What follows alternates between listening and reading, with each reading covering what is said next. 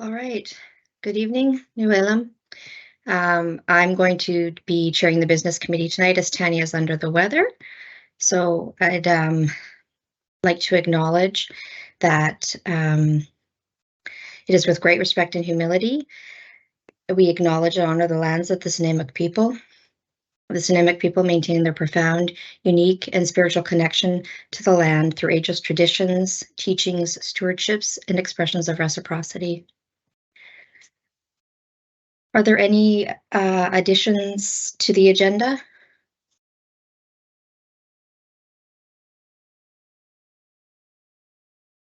Or deletions? If not, can I have someone motion to approve the agenda?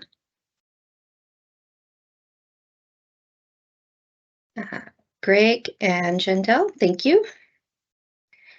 Next, we're going to move on to the approval of the minutes, that the minutes of the business committee meeting held October 11th, 2023 be approved. Naomi and Charlene, thank you. We have no presentations this evening. And we have a senior staff report, Secretary Treasurer Mark Walsh, regarding architectural award for Ladysmith Intermediate School. Great, thank you so much, Sharon. Pete is here as well. And so I just want to express appreciation to Pete and his team for doing this hard work. So I'm going to just touch on a few points before turning it over to Pete and then to questions. And so what we're looking at here is us applying AP 513 with respect to hiring of architects for significant quote unquote projects. What you'll see with respect to the information or the action sheet, apologies, is that the value of what we're talking about in the immediate term is actually relatively small, but it's what we're planning is significant. So this is that concept that, and Ladysmith Intermediate, how we're going to be seismically upgrading that facility. And as a reminder, seismic upgrade could be replacement of the school on site, could be upgrading the school as is. It could be building the school in a different part of town, which is of course the Davis Road option, which we're examining quite closely.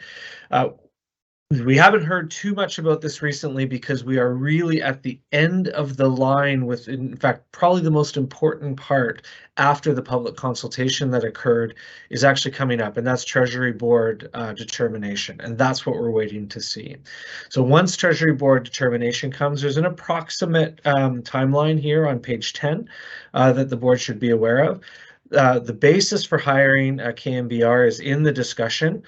So I won't repeat that, except for to say that we had an open process, that they were the successful bidder in the circumstance.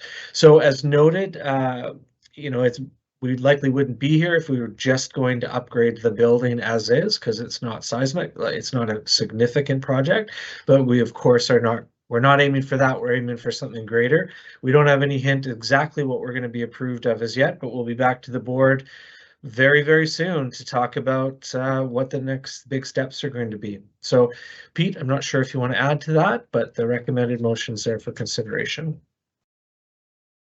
Yes, thank you, Secretary Treasurer. There's just a few things. One thing I wanted to expand on, and the first time is I just wanted to thank Kelsey Bakewell and David Fenner from our capital planning department, who looked after this process, and the purchasing department for their assistance as always in these kinds of tender calls. I did want to say that in the short term, it is a small value for the project development report. However, as Secretary Treasurer indicated, if it does result in a new school in Davis Road, it's a significant value project and a significant amount of fees for the consulting team. So following this process, as outlined in AP 501, is an important step based on what the potential value of the contract could be. And so it is anticipated that this architect will get the commission for the key option, which we're hoping is a new school on Davis Road. Thank you. Thank you, Pete. Thank you, Mark. Does anyone have any questions? Or is there someone willing to move the motion as it's read?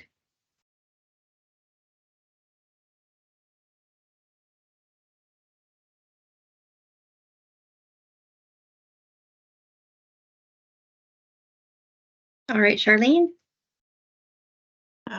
Thank you. The Business Committee recommends that the Board of Education of School District number 68, Nanaimo Ladysmith, approve to award KMBR Architects Planners, Inc., the development of the project definition report, PDR, of the Ladysmith Intermediate School, LIS, seismic mitigation project based on the anticipated approval from the Ministry of Education and Childcare to proceed with the replacement of the school. Thank you. And Greg, I'll allow you to second that. Is there any discussion?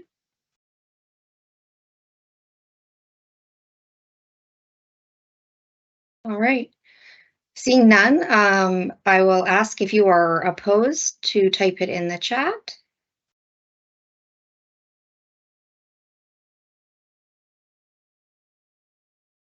Okay, motion carries. Moving on to 8.2. We're going to have a very similar conversation with Mark and Pete regarding Ladysmith primary.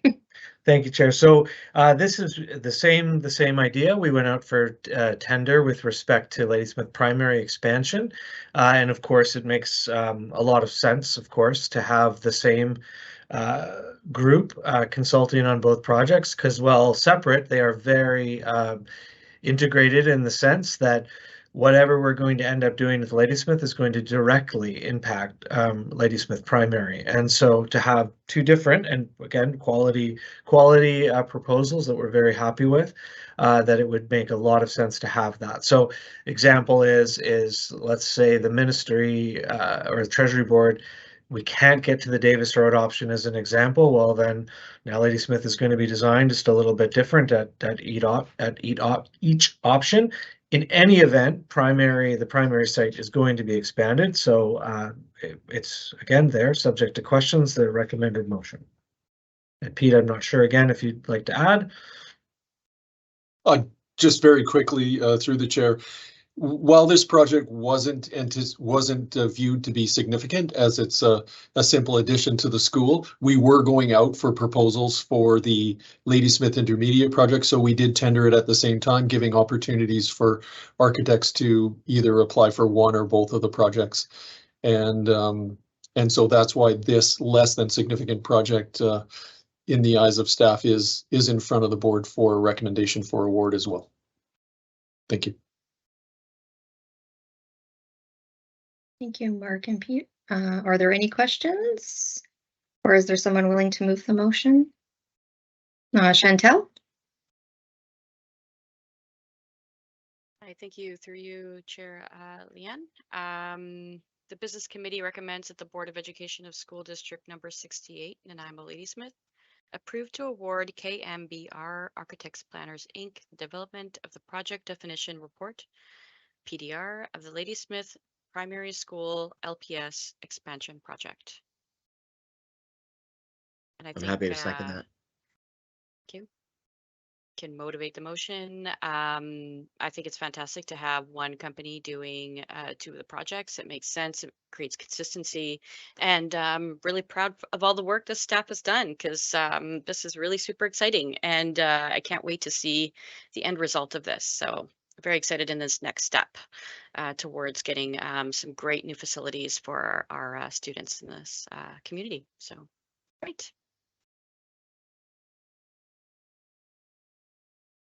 Chantel, seeing no other comments in the chat, I will ask to call the question, and if you are opposed, to type it in the chat, please.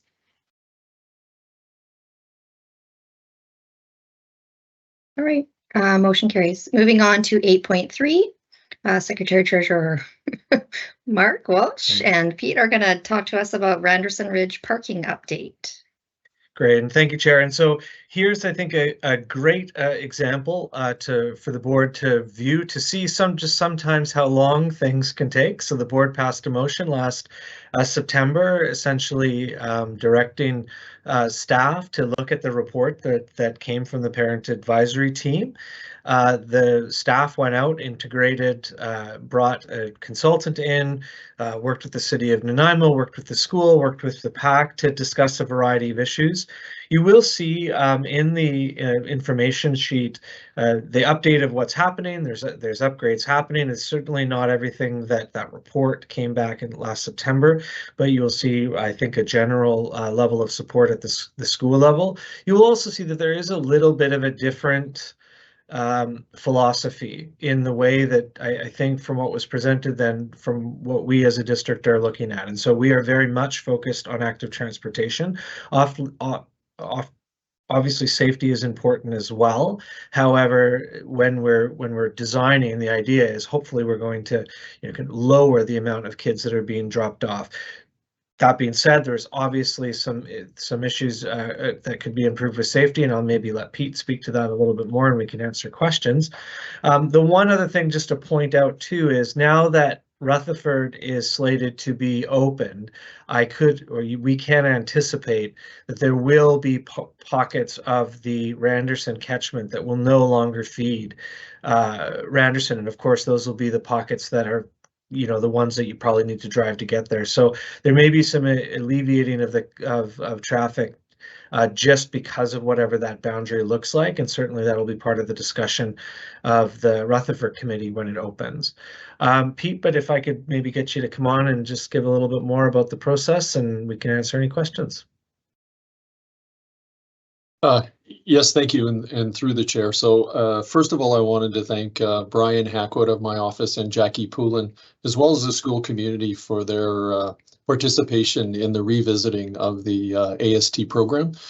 And the new principal of the school, or more recent principal of the school, who wasn't aware of involved in the initial program, certainly now is fully aware of the program. And the work that was done by staff and an outside consultant has resulted in approval of on-site safety improvements. So the parking lot will see signage change, painting, a little bit of reorganization as to how traffic will flow, all in coordination with the principal, and the principal feels very confident that that can be managed by school staff, and that it is improvement in the program. There's also a little bit of paving happening on a gravel path to increase multimodal access to the site from the west side of the site. Further, the committee did revisit some of the Drive to 5 locations, and there's a little bit of work going on there still.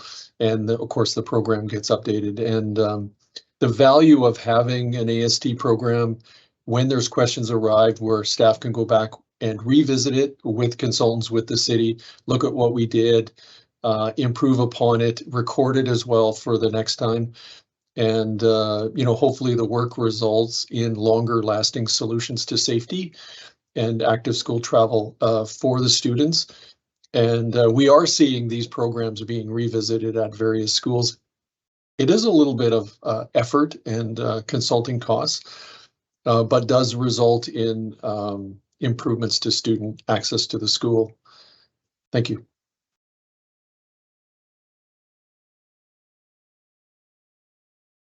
Thank you, Pete. I see we have a couple of questions. So Chantel.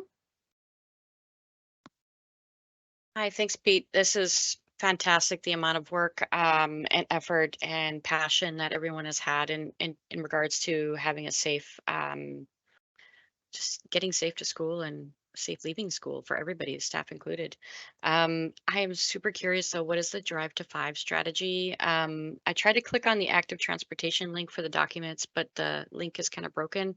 So I haven't had time to Google the Drive to 5 strategy, so I don't know what that's about. And I would love it, just a quick explanation of what it is. Yeah, so what's termed Drive to 5 is actually sort of drive between 5 and 15. And what that means is that you look for locations around the school where parents can drop their students off within, say, a 5 to 15 minute walk to the school. And so, and at Randerson, just one of them, for instance, is the mall up on Rutherford Road. that parents can use, and that reduces traffic in and around the school and improves safety. And so that was revisited and areas are reconfirmed, and then the principal can then publish that in the newsletter, and parents can, with confidence, use those areas to pick up and drop off for their school. And you know, we don't really, you know, in all clarity, get them 5 minutes away, but they are catchy to call them drive to fives. It's easy to remember, so that's good. Thank you. Thank you. That's very clever. Thank you. No follow-up, Chantel? No, I'm good. Thank you. Okay, moving on to Greg. Thanks through you, Chair, to staff. More of a comment, I guess. I just appreciate the work. Thank you to staff for putting this together. I also want to acknowledge the work that the City of Nanaimo has done recently on Nelson Road, and where they've installed a sidewalk and a separated pathway. It's actually very nice. I'm wondering sort of how that might also help with whether it's the drive to five or just encouraging parents to allow their students to walk. It's kind of like Metro Drive in the sense on one side of the road where you can cycle along the cycling path or walk the sidewalk up the hill, pretty much to the school. So I'm really hoping that helps our students get to school as well. In combination with these parking improvements and Rutherford the next year, I think we're going in a good direction. So thank you for that. And Chair, maybe I could just add one thing, is one lesson learned, but both with respect to this issue at Randerson, but as well as some concerns at NAE last year, as well as other places, is that facilities and learning services definitely are coming together to remind principals, particularly as they move, that where there is active transportation plans, and making sure that we're sharing that with parents. We do a good job, but occasionally there's so much that you need to know when you're transitioning that can fall by the wayside a bit. And so it's but both of those examples are good reminders that we can have a plan, but if we don't promote it, it doesn't have a heck of a lot of use. And so that's a lesson learned. Good point, Mark. It is something that I've learned as well, is you can have the best plans in the world, but the hardest part is implementing them. So thank you. All right, thank you. All right, so there's no further questions, so we will maybe say goodnight to Pete. Thank you. Moving on to 8.4. Secretary Treasurer Mark Walsh, RE Policy 2.18, Trustee Remuneration, Professional Development, and Expenses. Great, thanks, Chair. And so I've come this evening with some proposed changes to Policy 2.18. So in the agenda on page 20 and 21 is a bit of a document that I had created for trustees in late spring, early summer last year with respect to the application of Policy 2.18. And it's funny because I will say that the district has 2 lawyers on staff, and we were dueling about the interpretation of 2.18 to a certain extent. And so you'll see in the future review section that's talked about there's a couple of issues, at least that I see in the policy, that limit the opportunities for trustees with professional development opportunities, and that may be purposeful. And again, the board is can go where it goes, but the idea that it's currently written is that, in my opinion, at the very least, is that it's limited duration. So you go to a conference, you go to like a one-off seminar, you go to something along that lines, and it's also limited in scope. And so education is the word that the topic needs to be on education. And so, of course, in our context, we have a variety of opportunities that would serve the board, potentially at least, with respect to professional development that are outside of the areas of education. Corporate governance is a great example. Robert's Rules is another one. Often both of those take some more time to do. So, of course, the policy is written in a way that there's discretion to the trustee, but within those limits. So there's a gap, theoretically, if the board is looking to, again, want to support longer duration, resources as an example, and then, of course, the topic. And then there's actually another gap, which if the board is not supportive of the recommended expansion, and sorry, I didn't include this in the memo, but I'll bring it up.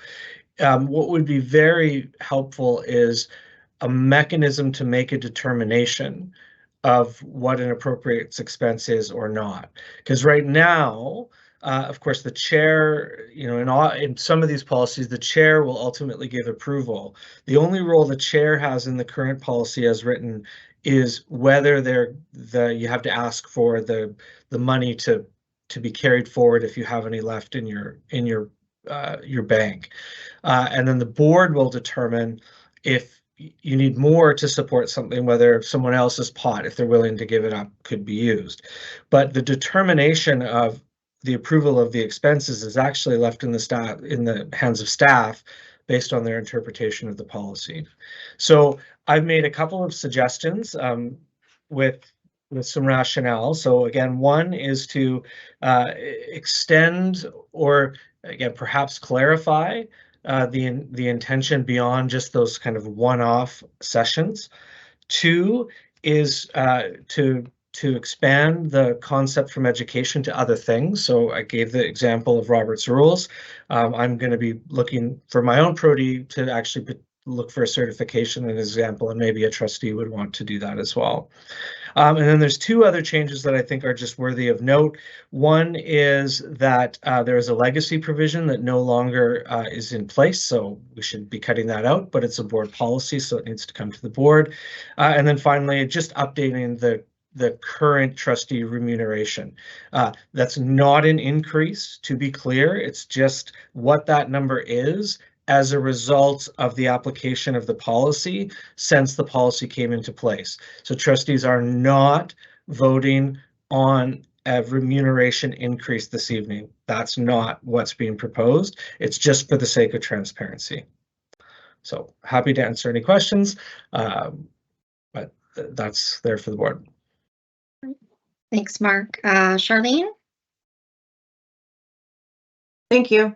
So I appreciate that this has been brought forward. However, I have a number of concerns, and so I'm going to try to address them and make a suggestion.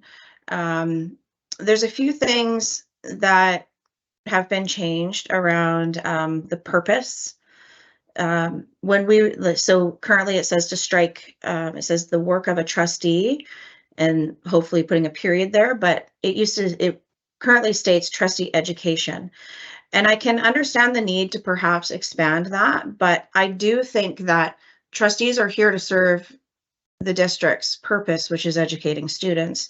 And I think if we widen that too much, we are essentially changing the structure of our remuneration, whether we like it or not. And that concerns me. So I think that there's other wording there that could perhaps fit better, something like as it relates to the education and goals of the district, perhaps that would broaden it enough. I'm not totally wordsmithing here, but I'm not okay with striking education. In the area of education is also struck under 4.1.1. I'm not okay with striking that. It is our purpose to serve the education of students in the school district, and so our professional development should relate to how we are serving students. The 4.14, moving the written report to being an annual report, I think causes problems. In my experience, it is often difficult to remember too far back when you've done professional development in order to write an accurate report and an accounting of how those public funds have been spent. And I think it should remain at the next meeting following the professional development has concluded. I don't think that should change. And ultimately, in the action sheet, it talks about how the expansion from education to personal development in the work of a trustee is substantive. And I absolutely agree with that statement. I don't believe that trustees should be making any changes to a remuneration policy document without external consultation.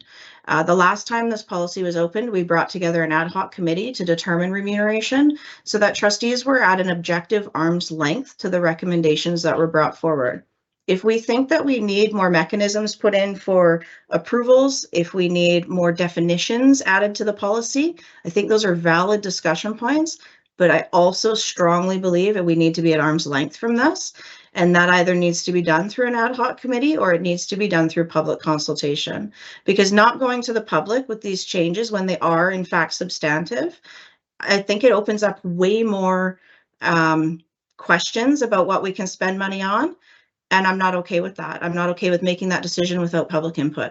So the way the recommendations have come forward tonight without further external help, I won't be able to support anything this evening on this. I think we need more help and another set of eyes so that it is very objective, because every time remuneration comes before the board, it lands in the paper, whether we're getting an increase or not.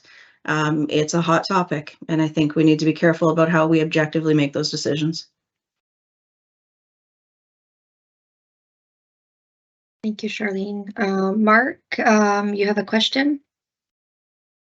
Yeah, thanks, Leanne, through you to staff. It's my understanding, having read the document, that this is not an increase. Having said that, could we have a quick, and I mean a very brief, if it's possible, refresher on, because I understand it was the last board that changed the policy, which was quite good and quite robust, and it was something that I was very in favor of. So school trustees don't have to do this. We don't have to, because I'm not a fan of raising our own salaries. That's, you know, there's a disconnect with the public, and Charlene said it well, is that every time that we mention trustee remuneration, it hits the paper, absolutely. So it's my understanding that we're not supposed to touch this sort of thing, or is this just a procedural thing that we're going forward on? So I can, through you, Chair, I can speak to the process that began last time. Of course, trustees have the authority to make that determination. The School Act allows for that. But this board sent the remuneration policy to an ad hoc committee that was partners, that was some external folks that have experience in this area, as well as staff to support it. No trustees were on the group that came to the policy when it was last changed with respect to remuneration. So there's no suggestions with respect to changing how the yearly stipend of a trustee moves, so that there's no respect like change there. It just automatically moves, and that was the intent of the policy in the first place. So the board is not placed in this situation of voting for their own raise, you know, every year. And so that's why that's that. So this is more about the professional development aspect of it, not about the remuneration. It's also not intended to increase any professional development amounts available to trustees. Right, super. That answers my question. Thank you so much, Mark. All right, Chantel.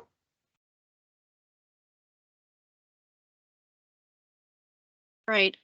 I wonder if it's best if we move the motion so we could have it on the floor so we can actually talk about the motion itself and what it includes. So I think I'm going to move the motion. That's okay. I'll second it after you do that. So the Business Committee recommends that the Board of Education of School District Number 68, Nanaimo Ladysmith, approve the amendments to Policy 2.18, Trustee Remuneration and Professional Development Expenses. So I guess I'll motivate the motion.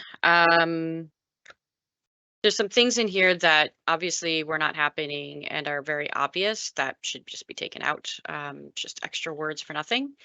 One thing I'm not understanding though is actually, no, I'm seeing things a little bit differently. So when I look at this, I look at, page 17, which is 2.18 in the purpose, and basically to the work of a trustee. The education part, I didn't actually see it as like education specific, like as in like school-based education. It's just more like trustee education, like the education of a trustee. So that didn't bother me to take that word out.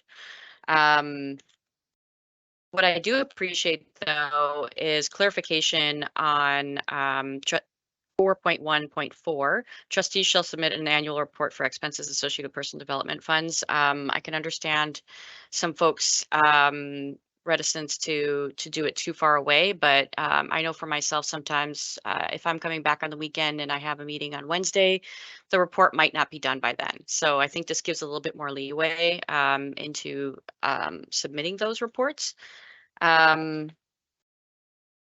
So it's funny because I read this a bit differently than others have. I see it as a better way of explaining the things that we can do, and for me, that includes workshops that could be for JEDI work, justice, equity, diversity, and inclusion. Something I've been wanting to take for a little bit now. Some indigenous workshops. I think a lot of these things could help us become better trustees.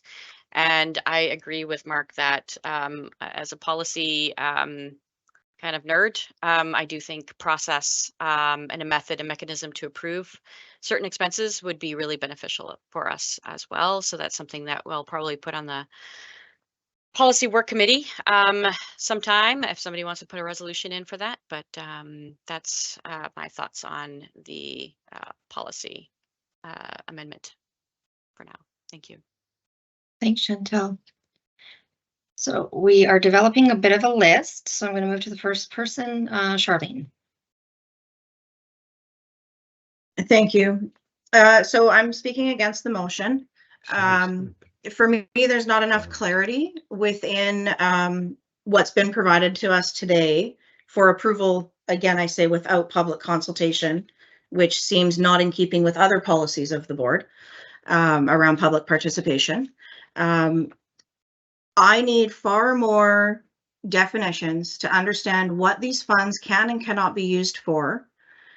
Because if we're expanding how trustees can spend their professional development funds, I feel that needs to be in alignment with what other people within the education system have access to, whether that's exempt staff, teachers, QP staff. Like, what is it that we cover for our employees, and are we doing something for ourselves that they don't have access to? I can't speak to that right now because I don't have the definitions. And so I can't support this motion because it's not clear enough. And it does look like we're expanding what we can spend the money on without saying specifically what we can and cannot spend the money on. And I'm not okay with that. So I can't support the motion. Thank you. Thank you. Greg. Thank you, Leanne. Through you, Chair, I'd like to propose an amendment to the motion, if I may. All right. I would just like to add, after development expenses,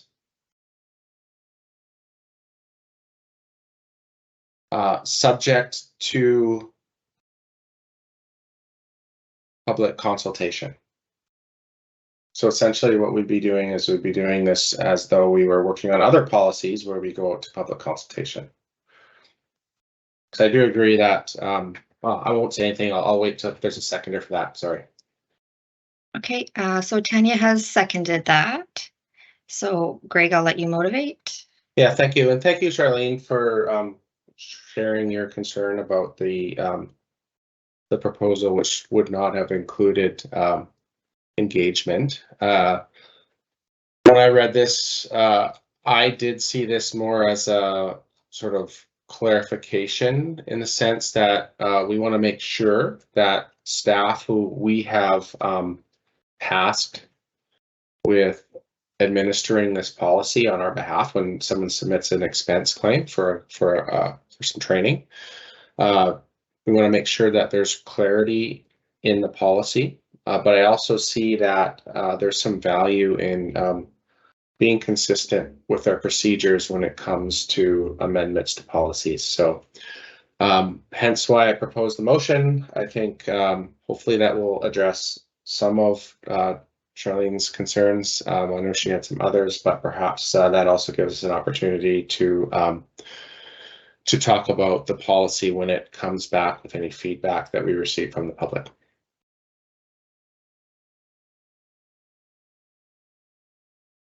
All right, thank you, Greg. So seeing that we have an amendment to the motion on the table, we're going to go to a new speakers list. So to speak to the amendment, Chantel.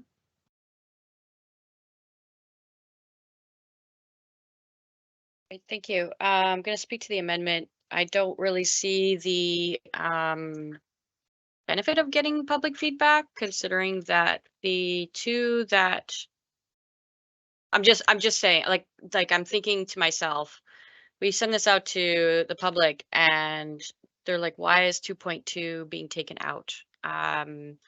So I think that's going to require a bit more, perhaps, explanation before it would be tendered out to the public. Yeah, it's we don't consult with the public all the time. And I don't recall that being a mandatory for clarification in policies, but I agree with Greg in regards to staff being the ones who brought this forward. They're the ones who looked at it. They're the ones who thought that that would be a good change for what we're doing today. And I think that if we wanted to have very explicit detailing of the specific things, I'm just kind of surprised they didn't do that in 2021 when that was part of this. So I guess times change though, and things need to change as well. So that's my feelings on that. I would be speaking against the amendment, and not just because I don't want the public's input, because I think their input is always good, but I think they inputted already for this last update in 2021, if I'm not mistaken. And I think they did a great job. So thank you. All right, thanks. Naomi is next. I'm going to speak against the amendment as well. As Secretary Treasurer Mark Walsh said, it's not asking for more money. It's changing some wording to provide clarification. So I don't really feel that it's necessary to bring it to the public. If it was asking for money, of course, I do fully believe in public consultation. So that's my position. Thank you. Thanks, Naomi. Tanya? See if I can do this. I'm still pondering. I'm leaning towards supporting the amendment. My only caution and concern would be that in putting it out to the public, we need to make sure that it's very clear how the policy has changed, what the policy means. And I guess my one concern is, even for myself as a trustee, reading the updates, I'm still not sure I entirely, like Charlene, understand some of the language and why some of the language was removed and changed.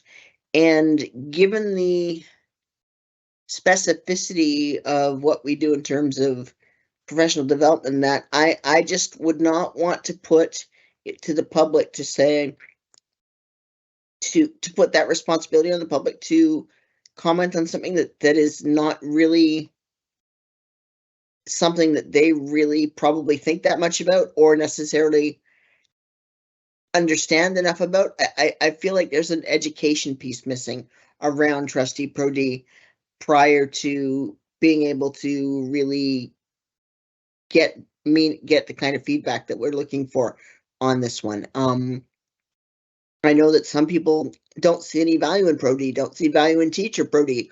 So I'm just concerned about that.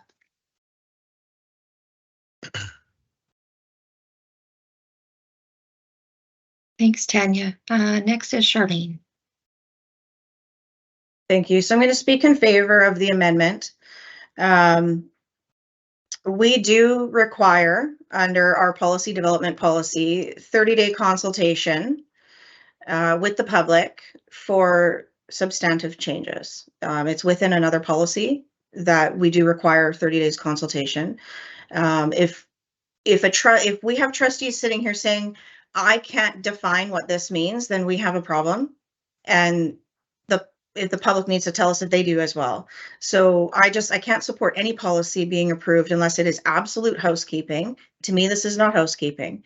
Public input regarding the last consultation on remuneration was very specific around the wages and benefits of trustees and what that needed to look like. It did not include other aspects of the policy. That was not the scope of the ad hoc committee. So the public was not consulted on those things.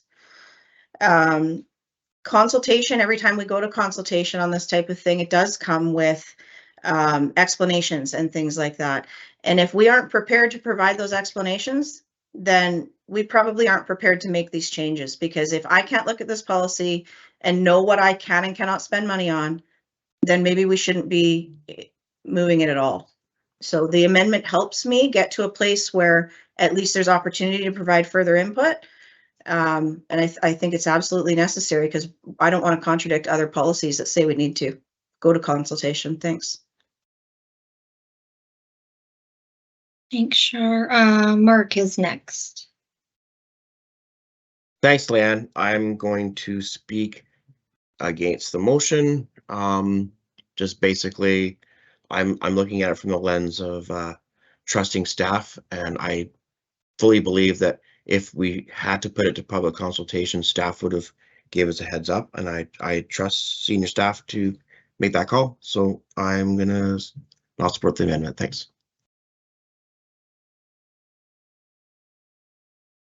Tom? Thank you, Leanne. Oh, didn't quite do the camera thing right. Hold on.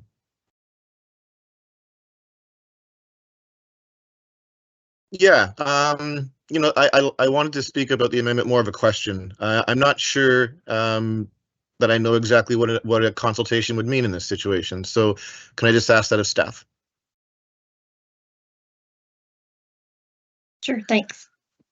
Sure. So I think if we're to consult, we would follow the former, or what we do every time is we would share the former policy and the current policy. If there's concerns about, I think, you know, if there's concerns around the board that we don't exactly know what the changes are, then I think Dale and I would likely sit down and give a little bit more context. And then what would happen is we'd go out to consultation.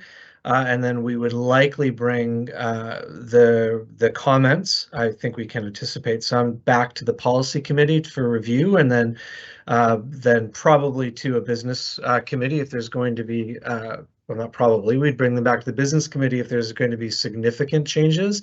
And if there was going, like if there's not, if the public doesn't have a comment or concerns or what have you, then come to the board. So it would look pretty much similar, but again, given the comments this evening, we'd probably provide some clarity. May I have a follow-up, Chair? Yeah, go ahead. Yeah, thank you. I just wanted to know if this was an option that staff had considered and thought it was unnecessary, or is this new information? I just want to, like, I like Trustee Robinson, my gut is to trust staff, but that's where my question's coming from. Sure. So through you, Chair, I think, again, I think I kind of outlined the debate that we had internally, that perhaps it does apply to some of the things that I personally don't think it currently applies to. And so my view is that, so the expansion from education to other topics is, you know, that is an expansion in my view. And so if it's a significant expansion, probably that would be a valuable exercise. Again, I thought I'm not going to get into the debate, but I didn't see it as a huge expansion. But obviously, if there's an opinion that it is, then that's something to be, I think, contemplated. Ultimately, if the board goes to consult and it comes back to the board and it passes, there's not an enormous impact. So, but again, leave it to the board. Thank you very much.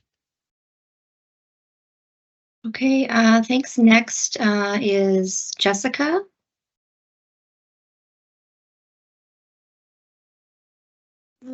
Sorry, I'm just trying to read it quickly. It just says sort of reasonable allowance.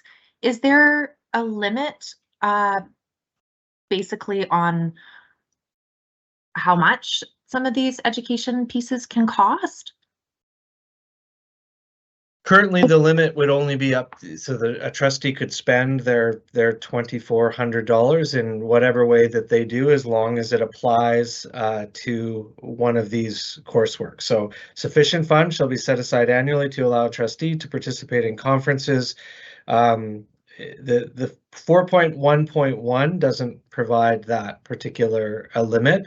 And again, I think that it was drafted initially with respect to give a relative amount of discretion for a trustee to determine what was appropriate in the bounds of the 2,400, but also in the bounds of like I said, the temporal limits of the type of thing that you take, as well as the word education. And so, yeah.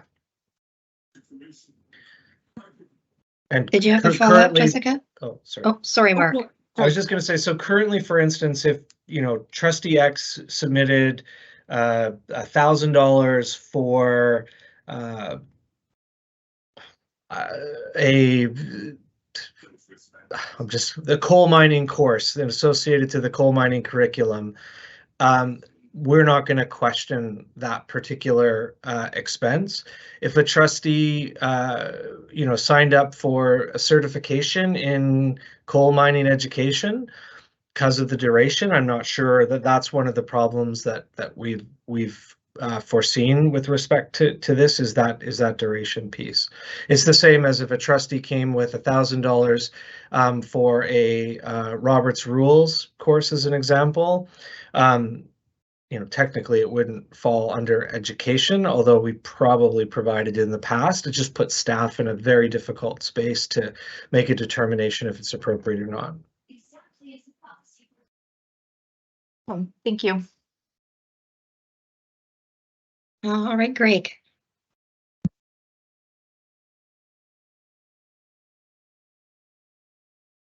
Yeah, I guess, thank you through the chair. I guess that's not really a question. I guess this is more of a comment. Just as a reminder to trustees, and this is not, this is partly what motivates my amendment, is policy 2.7, policy development. It's a fairly recent policy that was adopted by the board in 2020. And as part of that policy, it envisions that we would include public consultation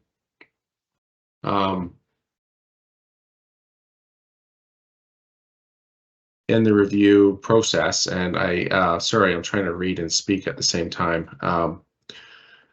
So I think my amendment was also intended to align our procedures with what we've committed ourselves to in this policy.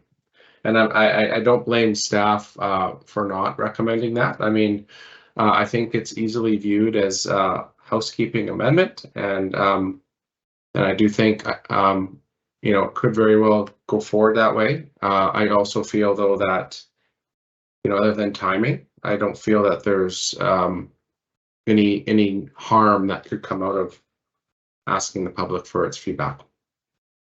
Well, thank you.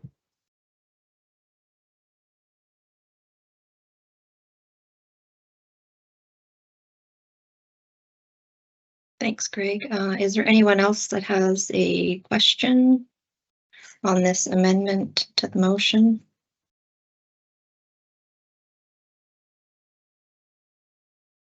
Sorry, hi. I just couldn't type it in fast enough, so I just decided to unmute myself. So through you, Chair, I think the sticky point is this substantive? Is this like something that's actually going to significantly affect educational stakeholders? So I think that's kind of where the sticking point is. Is this a substantive? Yeah, I'm just looking at policy 2.7 right now.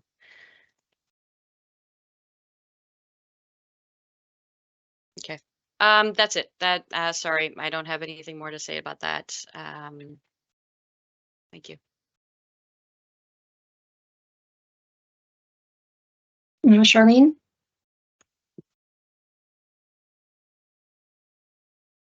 Thanks. Just my last comments on the amendment itself.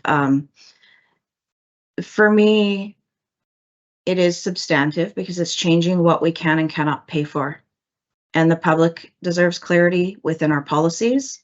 We deserve clarity on what we can submit receipts for. And the people that work in our system deserve to know what we're spending our Pro D funds on when we're telling them that they have to tell us what they spend their Pro D day funds on. So for me, it is substantive. If we're changing what we can spend money on, then we need to be clear about what that is. Thanks.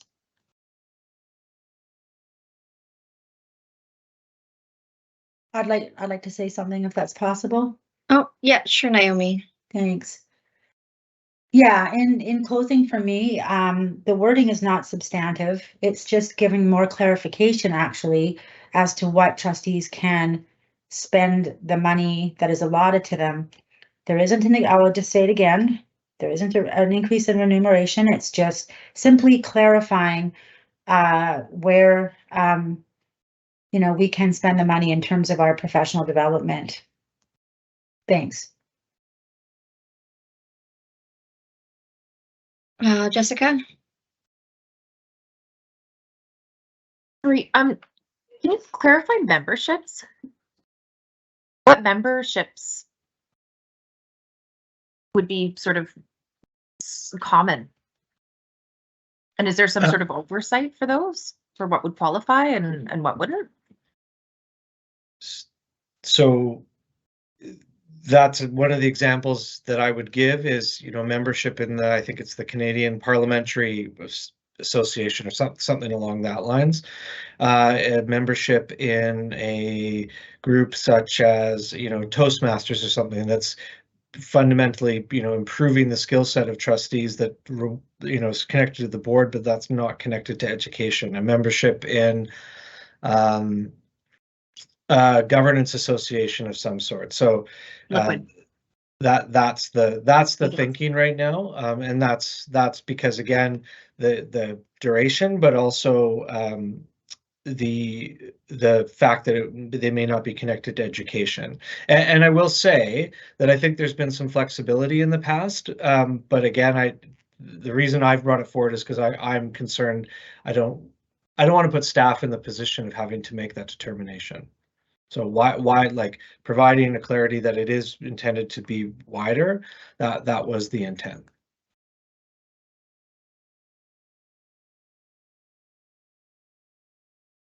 Thanks, Mark. I'm just gonna have a comment that I guess for me, what I don't understand is what actually is coursework.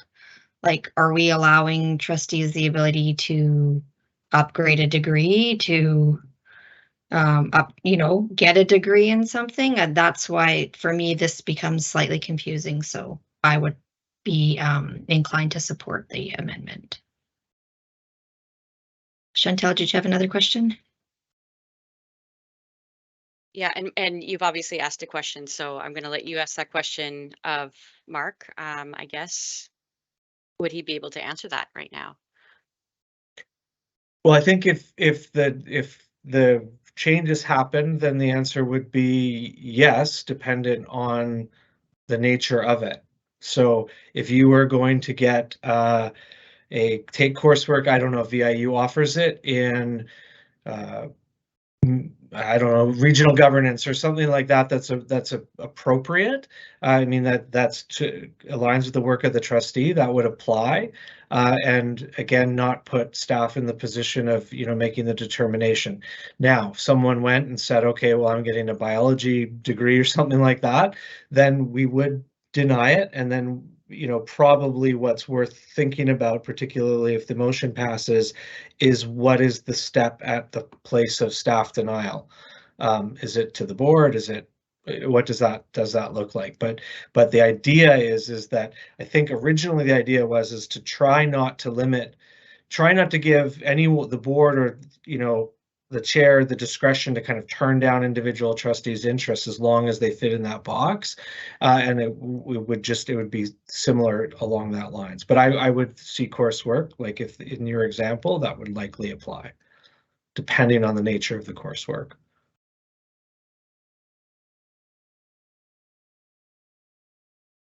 You have a follow-up, Chantel? I can see it kind of formulating in your. That wasn't my question. That was yours, though.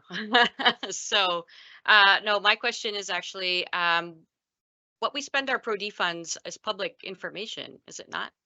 That's out for everybody to see what we have. I know I've seen the report, so I just can't remember if it's in a closed or not. So, in reality, trustees spend very little on the professional development pot that's being discussed right now, because you don't have any time left in your day once you've done BCSTA. And you know what I mean? Like, you do that 2 years, and you do 2 times a year, and you do Vista 2 times a year.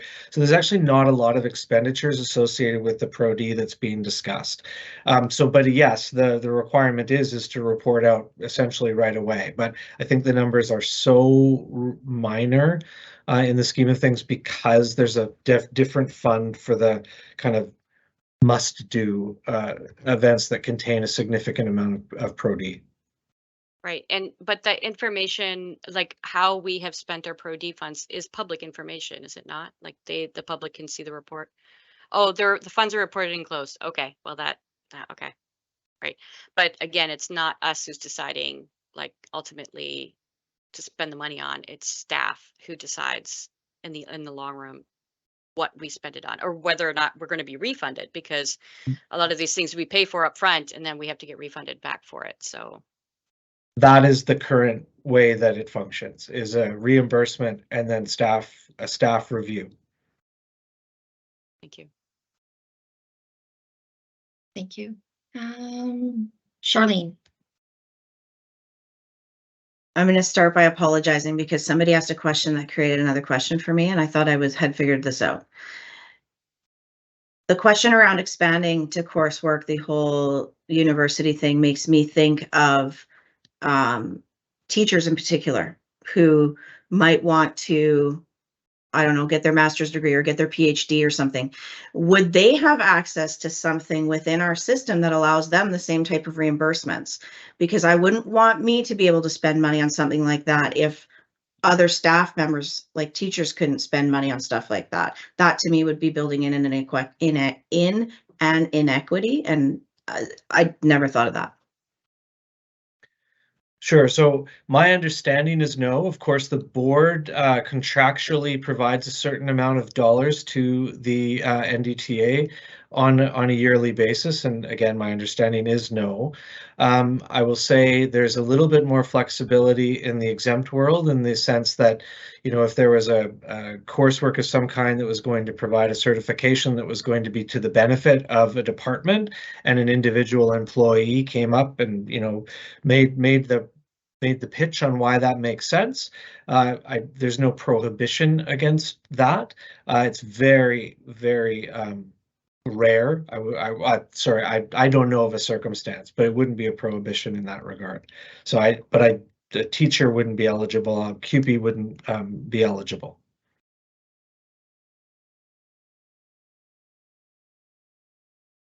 Thanks. Jessica?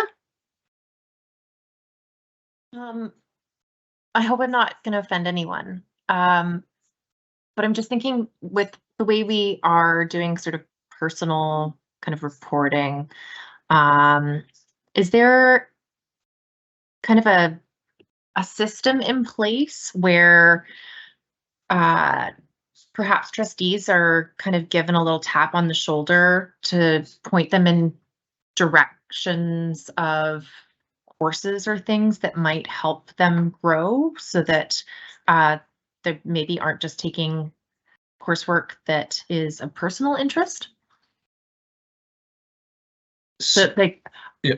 I personally would, you know, take all of the fun, fluffy things if possible, but could maybe do with a little bit of strength building for things that might be my blind spots. So the policy doesn't provide for that level of guidance or oversight with respect to the individual professional development funds, again, because I think that discretionary nature is built in because of the political nature of the institution. I can only assume. With respect to professional opportunities, we definitely, share. I know Scott in his, trustee updates shares opportunities. I send them out when possible. I know many trustees are sending each other opportunities, but there's no like kind of growth plan like, oh, Leanne, you're going to be the chair of this committee this year. So we really think, sorry, Leanne, I'm just giving you as an example because we were there, but like, we want to give you the opportunity to go get chair training somewhere. That's not, it's available, but it's not, I guess, there's no specific plan process like that. Would that be something that would be put into this at some point, or like, would that be under some sort of different policy? Well, certainly if the board decides to seek feedback, that could be amended at the time that the policy is amended, if it is, or it could come back again, and the policy committee can take away the discussion to listen to that and contemplate it. But it would be up to the board whether to incorporate those principles. Thank you. Point of order, Chair.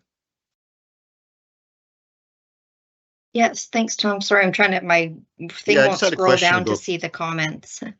Yeah, I'm just wondering about process. It seems like we've maybe moved beyond the amendment and we're talking about the motion now, but I'll leave that to your discretion. I think we are still talking about the amendment. I think it is potentially getting a little muddled. So I don't see any more consultation, right? Sorry, Tom? The question is consultation? Because I'd like to discuss the motion, but I just want to keep the conversation focused on the amendment that Greg put on the floor.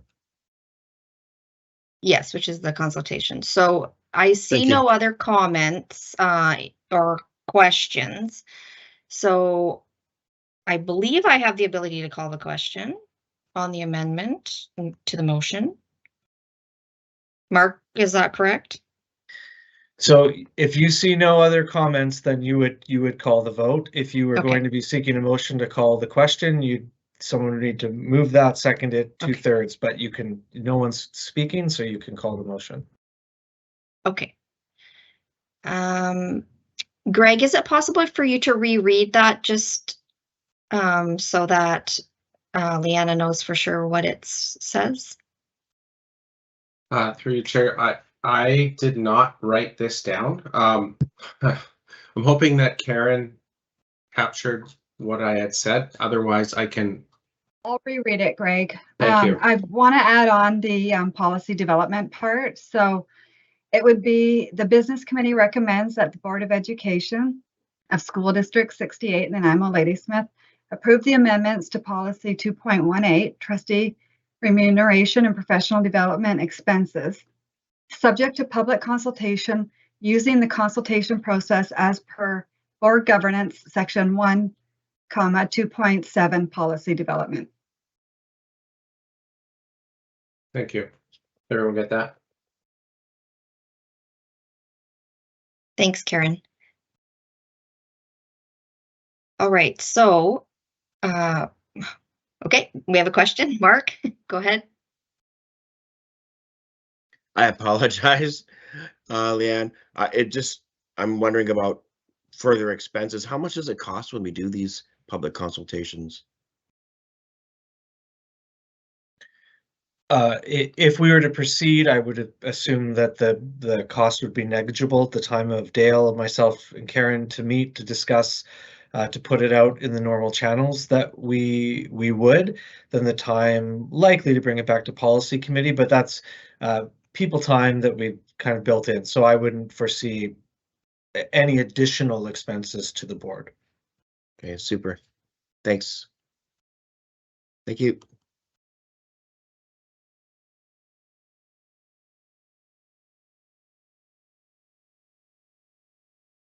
Leanne, you're muted.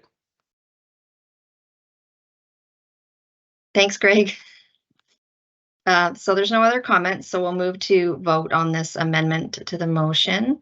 So if you are opposed to the amendment, could you type it in the chat, please?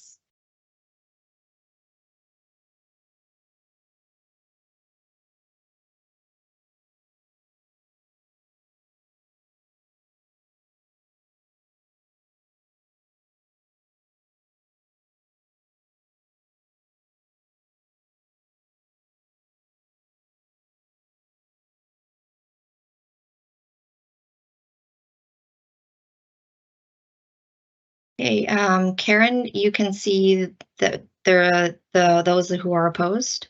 The motion carries. The amendment to the motion carries. That's correct. Okay, so now still being new at this, we're going to go back to discuss the amended motion. Correct, Mark? Okay, perfect. So we'll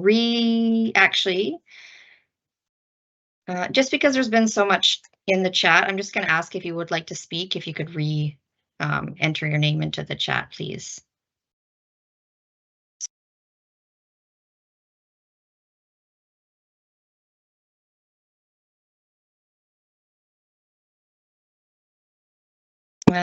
Comment, Tom? Yeah, thank you, Chair. Thank you, Chair. I appreciate the chance to speak. I don't have a problem having lost that vote at all. I think consultation, although it may be unnecessary, and I wouldn't want to set. Sometimes it's about setting the expectation or the precedent that we're going to expect this at this level all the time. So I'd like to just kind of support the idea of consultation. It'll be good to get these policies, I believe, modernized. The way the policy currently reads is antiquated. The same conversations have taken place, I think, in most professions. The nature of education is not as siloed as it used to be, and you know, it's an opportunity to learn about the things that we didn't bring here. Right? There's so many aspects of this job that this new job, this position of ours, that it really does benefit from having a little bit of professional understanding. Now, you generally don't have time to become an accountant in a 4-year term while you're actually serving the board, but you probably could go learn a little bit about budgeting and be a better trustee. So, but I also want to speak to the environmental benefits of the chance to update our policy here. Sometimes to me, the problem is that the conference money often implies boats and hotels and going to places, and I just don't see that we get very big bang for our buck. And if our Secretary Treasurer is telling us that we don't actually spend a lot of this money, I would actually blame the logistics. You know, and my last point would be is when we expand the option of coursework, we expand, and to be kind of clear, on teachers are allowed to take coursework. They're just not allowed to earn a raise with professional development money. So you can go and take a single course up at the college, not a problem. And I think that opens up a relationship for us to have with VIU as learners, and so you know, let's bring that to the public, and let's let them know that we want to save our greenhouse gas emissions by not flying over to places, and we want to have more opportunities to learn at home and in our own community. So yeah, I look forward to the results of the consultation. Thank you, Chair. Thanks, Tom. Chantel? Well, Tom just stole most of my words, so thank you very much, Tom, for that. You say it way better than me most of the time here. Right, exactly. I was opposed to the public consultation, but I'm totally cool with them giving their input because you know what, the public should be giving us input on a regular basis, to be honest. I love to hear from the public, and it's really important to hear from them because that's who we're serving here. I really like the clarification as well. I work at VIU, and I would love to take a management course. There's actually an accessibility management course there, and I'm thinking to myself, oh, that'd be interesting. I should talk to staff to see if, maybe they can help. I could use some of my Pro D funds for that, or Toastmasters would be fantastic. Things like that could really help us in this job, because I have a lot of information and experience and background, but there are still like parts that I need to know better, and I would love to get that access to that. Would be really fantastic. So I would support this, and I would support getting feedback from the public. They might come up with some even better ideas. So thank you very much, and I support this motion. Thanks, Chantal. Naomi? So the will of the board is to support, the will of the board voted to accept the amendment. So I recognize the majority, and however, I will say that I'll state my position again. I'm all about public consultation. If it was about remuneration, I would be supportive of this. But I also feel this just adds another layer of work for our staff, when really it's about wording and clarification. So yeah, so my position is basically I go along with the will of the board.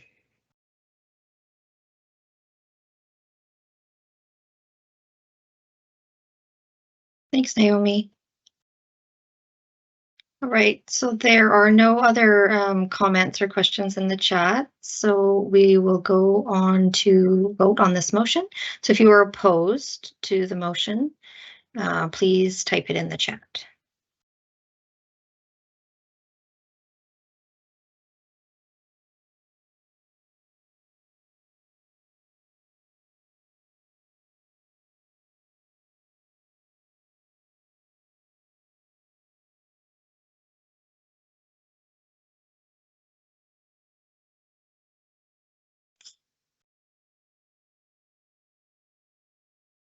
Sorry, just allowing for a second for anything to come through. Motion carries. Karen, you have that recorded? I do. Thank you. Okay, moving on to 8.5. Secretary Treasurer Mark Walsh is going to provide us a little bit of info on admin procedures 318 and 401. Great. Thank you, Chair. And so here's two of our administrative procedures. And so the policy committee has been kind of diligently going through the policies, and staff have been really focused on trying to make sure that both our APs are up to date as well as aligned with district policies. And on occasion, I think we've seen it. We've started to call some of the things that we don't do, but there's a couple that I think are important, and one is to delete. So these are not for updating. These are deletions. So the first one is AP 318, travel assistance to national competitions. And so just as a reminder to the board and to the public, in 2012, the board engaged in a significant policy review that resulted in the policy book of the board shrinking. So the board's thou shalts, many of them turned into APs because the board it's not really appropriate necessarily in the current environment as a board policy. And I think AP 318 was one of them. And so this is an idea that the board shall grant $1,000 to folks going off to national competitions, which has not really got a definition associated with it. And so what we looked at is whether we've done this, and of course we don't have records really to 1986 or that are easily attainable, but we can't find a record of us doing this. So of course, if a student is going off to a curricular field trip, no one is going to be unable to go due to the lack of funds. And then obviously our sports teams, they do fundraise. The PACs, the schools, the teams do a lot of work for that purpose. But in reality, we simply don't have funds to support, nor have we used funds to support the AP as currently written. And so rather than update it, we will delete it, because again, we don't do it. And two, we don't want to create an unreasonable expectation that's just something that's just not in place anymore. So that's 318. And maybe I can wait for questions on that and then move to the next one. I don't see any questions, Mark, so. And then the second is AP 401, Early Retirement Incentive Plan. And this is not to say that it's a bad idea, number one, but it's also that we don't do it, and it's not actually clear that we can do it. So again, way back in the day when this passed, what we had is probably a board policy. We were in an age likely of declining in 1983, I'm not quite sure. So that predated collective bargaining. But then, of course, we got into a place of declining in enrollment, which is what led to, I guess, the idea of early retirement so younger teachers could have experience. That is not this kind of secular demographic trend that we currently exist in. The idea of encouraging teachers to retire early is not something that we do, nor that we want to do. If in future we went through the similar trend, there's nothing that would prevent us from discussing this idea again. But in reality, if we had an individual that wanted to come and well, there's lots of discretion in the AP. If we had an individual that came and wanted to actually use AP 401, it would just be a no. And so the idea that we have an AP on file that we just won't be using, and again, some question of whether we can anymore given the authority under PELRA, just we shouldn't have it on file.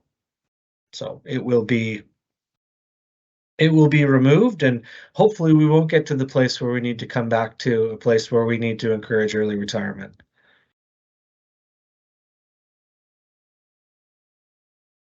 All right, thanks, Mark. I see no questions or comments, so we'll move on to 8.6, first quarter financial report. Great, and I just want to start off by thanking Tanya again for such great work that she's done in assisting creating this report. So I'm going to remind the trustees. So the trustees on an annual basis receive quarterly reports on the current status of our financial situation, or how we did in that quarter, I should say. So you get Q1, Q2, Q3, and then year end. So Q4, but really cumulative. And so, unfortunately, Q1 is probably our least valuable tool for assessing our current financial situation, because when you do think about it, our fiscal year, it's going to start in July. So we have July, August, and September. And if you know when school opens and you know when teachers get their start and start getting paid, and many of our CUPE employees, not all, of course, we're only really looking at 1 month of our true operation. So principals are working in the summer, exam staff will be 12-month employees, many CUPE employees will as well, but really many of our expenses are not there. The other important thing to note is that in September, we're having so many changes with respect to staffing. So additional kids lead to additional staffing.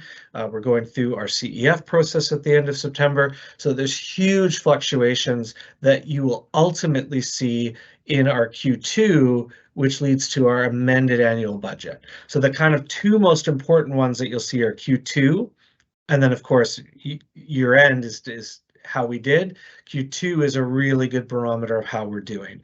But I think it's important that we do go through, highlight a few aspects of significant changes. So you'll see a significant increase in revenue, but an even more significant increase in expenses. And it's outlined in the memo why this is occurring.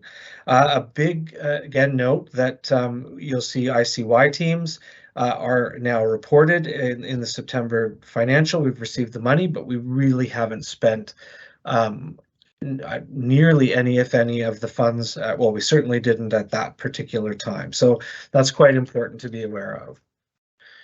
From a financial management and oversight perspective, if you go to page 26, and I'm sorry, Karen, I didn't arrange this in advance. So if you could bring up page 26, if possible.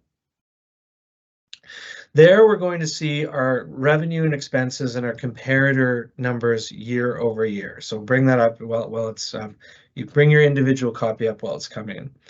And so I'm not as concerned about the revenues year over year in Q1, but when we like to compare our expenses year over year, it's very good to see. So teachers, as noted, we've now spent at the end of this report 1 month in school.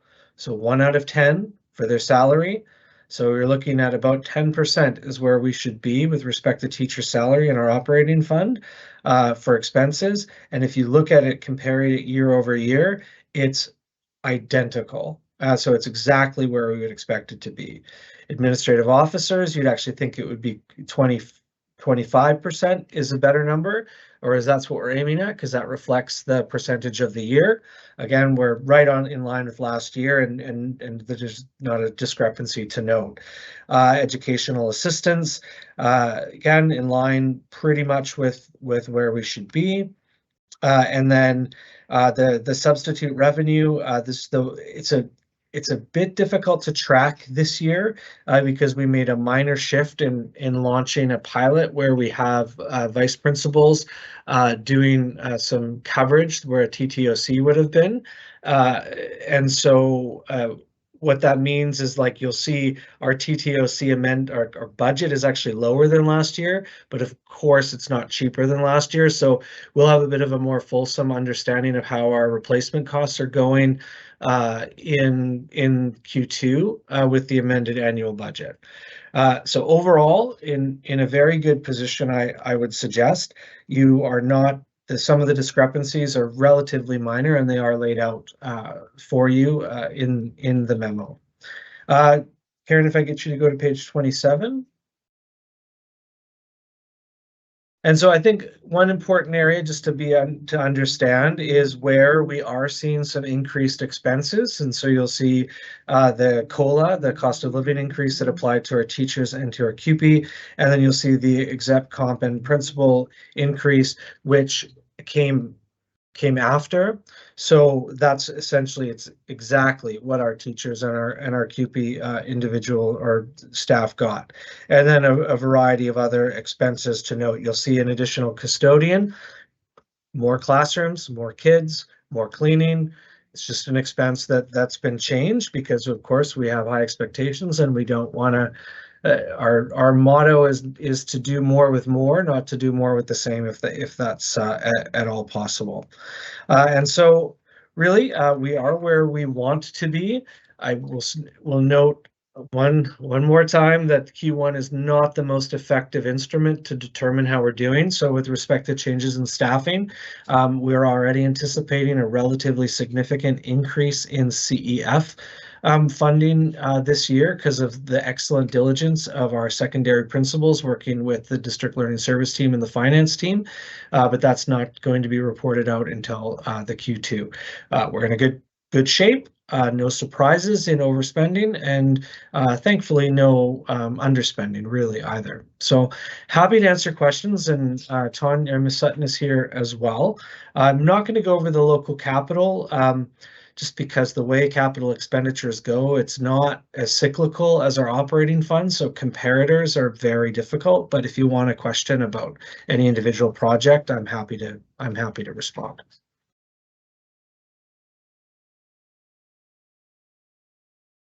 Thanks, Mark.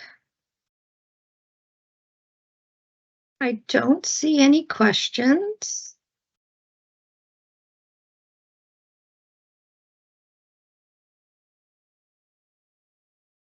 So you were very clear then. So thanks. All right, so we'll move on. There is no correspondence, no new business, no for information. Karen, are there any questions? There's no questions tonight. All right, no questions. So I will look for a motion to adjourn.